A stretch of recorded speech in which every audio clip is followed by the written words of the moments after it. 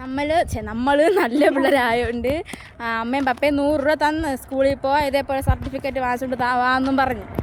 അപ്പോഴും നമ്മൾ എന്തൊരു വിചാരിച്ച് എന്തായാലും പാവങ്ങൾ കഷ്ടപ്പെടണ പൈസ 100 രൂപ എന്നൊക്കെ പറയണ 1-2 പൈസ എന്നൊക്കെ വിചാരിച്ച് നമ്മളിങ്ങനെ മനസ്സിൽ ഭയങ്കര വിഷമം. അപ്പോഴാണ് നമ്മൾ എൻ്റെ വീട് തൊട്ട് നമ്മൾ സ്കൂൾ വരെ നടന്ന് പൈസ ലാഭിക്കണമല്ലോ, 100 രൂപ പോക്കറ്റ് ആവും. അവിടെ ചെന്നപ്പോൾ നമ്മൾ ആകെപ്പാട് ടയേർഡായി, കാരണം ഈ വെയിൽ. അത് കഴിഞ്ഞ് നമ്മൾ തിരിച്ച് വന്ന സമയത്ത് ആ 100 രൂപ ഒരു കടയിൽ കൊണ്ട് കൊടുത്തിട്ട് 2 കുപ്പി വെള്ളം, 2 കവർ ബിസ്ക്കറ്റ്, അപ്പോൾ 100 രൂപ കാര്യമായി.